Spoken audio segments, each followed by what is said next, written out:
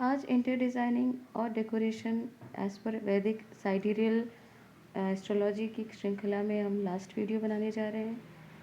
और आज का जो वीडियो का टॉपिक है वह कुंभ एवं मीन लग्न के जातकों को किस प्रकार इंटीरियर डिज़ाइनिंग डेकोरेशन अपने गृह सज्जा को किस प्रकार करना चाहिए ज्योतिष अनुसार, उस पर हम आज आपको जानकारी देने वाले हैं। नमस्कार, मैं सुचेता, इंटीरियर डिज़ाइनर एस्ट्रोलॉजर। और आज आपको कुंभ एवं मीन लग्नों को के जातकों को किस प्रकार ज्योतिष अनुसार डिज़ाइनिंग करने वाले हैं उस पर जानकारी दूंगी। यह जानकारी विशेष है क्योंकि हम इंटीरियर डिज़ाइनिंग और डेकोरेशन को मात्र वास्तुशास्त्र के साथ जोड़कर ही देखते हैं और ये भूल जाते हैं कि इंटीरियर डिज़ाइनिंग और डेकोरेशन का जो मेन पर्पस है वह जातक जो भी उसको करवा रहा है, इंटीरियर डिज़ाइनिंग गृह सज्जा आदि करवा रहा है, उसकी लाइफ में फुलफिलमेंट, सुख सौभाग्य की प्राप्ति कर सके, अपनी लाइफ को कम्प्लीटली और ऑर्गेनाइज तरीके से जी सके, खुशी से वो कंप्लीट एक लाइफ जी सके, इसके लिए हम करते हैं। तो हम ये भूल जाते हैं कि इंटीरियर डिज़ाइनिंग और डेकोरेशन में एस्ट्रोलॉजी, साइडेरियल एस्ट्रोलॉजी, वैदिक ज्योतिष का भी उतना ही महत्व है, साथ ही जितना अंक विज्ञान का, वैदिक ज्योतिष का। अगर इन पॉइंट्स को भी हम कंबाइन करके इंटीरियर डिज़ाइनिंग करें तो नो डाउट हम एक बहुत ही एक्यूरेट, एक बहुत सक्सेसफुल इंटीरियर डिज़ाइनिंग को कर सकते हैं। और ये जानकारी आपके लिए बहुत आवश्यक है क्योंकि हमने जैसे 12 श्रृंखला 12 राशियों को आपको बताया है, क्योंकि अभी हमने जैसे पहले भी बताया था कि 12 राशियों को आप समझेंगे तो उसके बाद ही आप 27 नक्षत्रों को या आप वैदिक अंक ज्योतिष को और कनेक्ट कर पाएंगे इंटीरियर डिज़ाइनिंग के साथ। तो चलिए हम अभी शुरू करते हैं कुंभ एवं मीन लग्न के जातकों की राशि को समझने के लिए। परंतु ये पॉइंट हमेशा ध्यान रखिएगा जो मैं आपको बता रही हूँ, जिसके ऊपर मैं आपको जानकारी दे रही हूँ, जैसे किसी भी राशि के बारे में, और उस राशि में पाव प्रभाव पहले से हो। जैसे अगर हमने बात की मकर राशि की, जैसे इसके पहले मकर लग्न के बारे में बात कर रहे थे, तो उसमें मैंने आपको पॉइंट दिया था कि डर्ट, क्लटर, ऐसे लोग ये सहन नहीं कर पाते, उनको बहुत ज़्यादा गंदगी तो किसी को भी पसंद नहीं होती, लेकिन मकर राशि वाले बिल्कुल इस अनऑर्गेनाइज्ड एनवायरनमेंट में बिल्कुल भी सर्वाइव करना उनके लिए मुश्किल हो जाता है, उनका टेम्पर वो लूज़ कर देते हैं, उनका दिमाग ख़राब हो जाता है। तो आप देखेंगे कि अगर यही मकर राशि के यही जातक अगर पाप प्रभाव से पीड़ित हैं, राहु केतु शनि के प्रभाव में बहुत ज़्यादा अगर वहाँ विराजमान है या उनकी दृष्टि में है, तो यही जातक क्लटर में रहने से भी उनको बहुत दिक्कत नहीं होती, क्योंकि नो डाउट, क्योंकि नेगेटिव एनर्जी अपना काम करेगी। ऐसे लोग 10 दिन 15 दिन भी अपनी बेडशीट चेंज ना करें तो भी ये इनके लिए संभव है। ऐसा क्यों होता है? बिल्कुल ऑपोजिट चीज़ें क्यों चले जाती हैं? क्योंकि नेगेटिव जो प्लैनेट्स हैं वो अपना असर दिखाते हैं। तो जो मैं आपको बता रही हूँ उसको आप समझें अपना, या किसी का भी चार्ट खोलें, बर्थ चार्ट, उसको देखें, समझें, और अगर वहाँ पे नेगेटिविटी है, नेगेटिव प्लैनेट का असर है, तो समझ लीजिए कि वहाँ पे आपको थोड़ा सा डिज़ाइनिंग में संशोधन करना पड़ेगा। तो चलिए हम कुंभ राशि से स्टार्ट करते हैं। कुंभ राशि का जो हम चर्चा करेंगे, तो यहाँ पे सबसे महत्वपूर्ण है, ये वायु तत्व प्रधान लोग होते हैं और यहाँ के जो देव होते हैं वे शनि देव होते हैं, और ये शनि देव की दूसरी और सबसे प्रिय राशि होती है। नो डाउट तुला राशि भी सबसे प्रिय होगी, वहाँ पे वो शनिदेव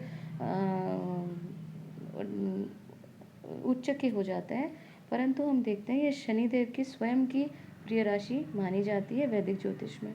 और सबसे जो महत्वपूर्ण बिंदु है वह है वो 11वां स्थान, क्योंकि काल पुरुष की कुंडली में कुंभ राशि जो है वो 11वें स्थान अर्थात लाभ का स्थान जिसे माना जाता है उसे इंडिकेट करती है। और अगर यहाँ पाप प्रभाव होगा तो जीवन में, जैसे मैंने बताया कि ऑपोजिट भी होता है, अगर जितना ज़्यादा पाप का प्रभाव होगा, जितने पाप ग्रहों का, दृष्टि का आदि का, तो उतना वो वहाँ पे नेगेटिव एनर्जी को आप वहाँ देख सकते हैं, समझ सकते हैं, तो वहाँ पे हानि भी हो सकती है। परंतु जो कुंभ राशि है वो बेसिकली लक की राशि अर्थात धन की राशि, फेवर्स की राशि, लाभ की राशि मानी जाती है। अब हम बात करते हैं इंटीरियर डिज़ाइनिंग और डेकोरेशन के बारे में, क्योंकि जब जब जातकों के लिए आप इसको बनाएं तो शनिदेव और वायु तत्व का कॉम्बिनेशन बहुत ही इंटरेस्टिंग माना जाएगा। ऐसे जातक बहुत ही ज़्यादा, जैसे मैंने बताया कि लाभ की राशि, तो लाभ को आपको अर्न करना पड़ेगा। ऐसे लोग एनर्जी एफिशिएंट होते हैं। अगर ऐसे लोग ग्रीन बिल्डिंग या ऐसी बिल्डिंग बनाए, एनर्जी एफिशिएंट बिल्डिंग बनाए, तो उसमें कोई भी दो राहें नहीं होगा, क्योंकि ऐसे लोग कम से कम चीज़ों में अच्छे से अच्छा लाभ प्राप्त करना जानते हैं। ऐसे ही जो जातक होते हैं जिनका सूर्य लग्न हो या मकर जैसे सॉरी कुंभ में सूर्य हो या कुंभ में चंद्रमा हो या डायरेक्टली कुंभ असेंडेंट ही हो, तो आप देखेंगे कि ऐसी बिल्डिंग पसंद करेंगे, ऐसा डिज़ाइन पसंद करेंगे जो बहुत ही ज़्यादा एनर्जी एफिशिएंट हो, कम संसाधनों में, कम एनर्जी में, कम बिजली में डिज़ाइनिंग ऐसा करेंगे कि वो ज़्यादा से ज़्यादा आउटपुट पैदा कर सके। जैसे मैंने बताया कि एनर्जी एफिशिएंट ग्रीन बिल्डिंग जो नहीं जानते वो ऐसी बिल्डिंग होती है, उनके लिए बताना आवश्यक होगा जो कम से कम एनर्जी, बिजली की उत्पाद या कम से कम जो शक्ति का प्रयोग, ऊर्जा का प्रयोग करके बिल्डिंग में पूरी सुविधा प्रोवाइड करना, ये ग्रीन बिल्डिंग का काम होता है।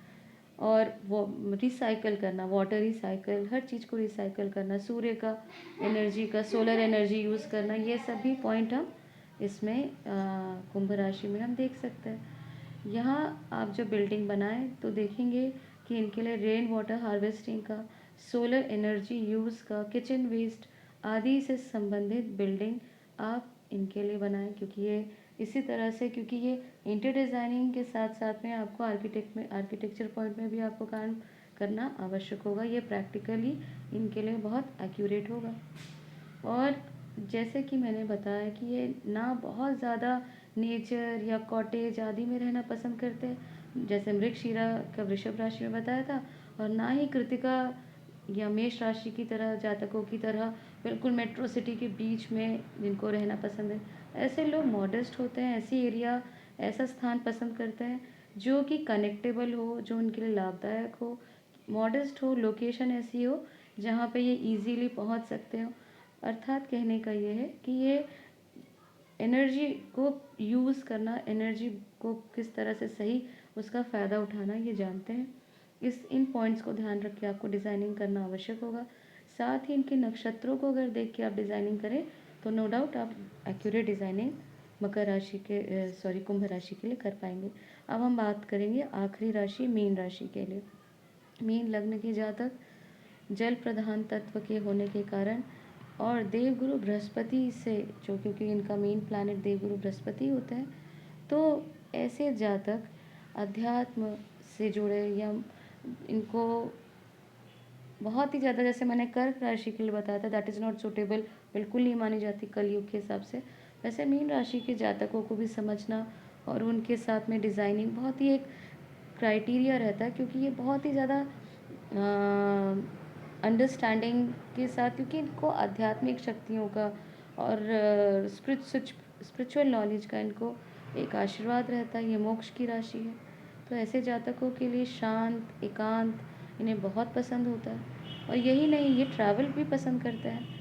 आप कभी भी एक स्थान में बैठे हुए मीन राशि को नहीं देख सकते। अगर कोई व्यक्ति एक स्थान में बहुत देर बैठा है तो समझ लीजिए मीन लग्न उसका नहीं हो सकता, क्योंकि ऐसे लोग, जैसे एक मछली चंचल रहती है, एक स्थान से दूसरे स्थान ट्रैवल करती है, वैसे ही मीन राशि के लोग भी आपको ट्रैवल करते हुए, ज़्यादा घूमते हुए, अपने घर में ही, यहाँ वहाँ ज़रूरी नहीं है कि वो आउटडोर ट्रैवल करें, लेकिन अपने एक स्थान से दूसरे स्थान में उनको आते जाते आप देख सकते हैं। ऐसे जातक अगर इनकी लग्न में पाप प्रभाव हो तो ऐसे लोगों को प्रकृति से जुड़ना इनके लिए बहुत ज़्यादा इम्पॉर्टेंट होगा, ताकि अपनी रूट्स से, अपनी शक्तियों से वे कनेक्ट कर सकें। और यह समझना बहुत आवश्यक है कि ऐसे लोग सुंदरता को बहुत ज़्यादा पसंद करते हैं। सुंदरता का डेफिनेशन सबके लिए अलग हो सकता है। मीन राशि के लिए सुंदरता सादगी और शांति देने वाली होती है। भड़काऊ, शोशाया वाला डिज़ाइन या बहुत ही चटकीला कॉम्प्लेक्स डिज़ाइन ऐसे जातकों के लिए हानिकारक हो सकता है। परंतु अगर आप बहुत डिटेल में मीन राशि को समझना चाहते हैं तो आपको इनकी पत्री एनालाइज करनी पड़ेगी, नक्षत्रों के अकॉर्डिंग ही आप इन्हें अच्छी तरह इनका इंटीरियर डिज़ाइन कर सकते हैं। ये वीडियो यहीं तक। अगर आपको दी गई जानकारी पसंद आए और ये लगे कि आपके कुछ काम किए, तो हमारे चैनल को सपोर्ट करें, लाइक करें, सब्सक्राइब करें। धन्यवाद।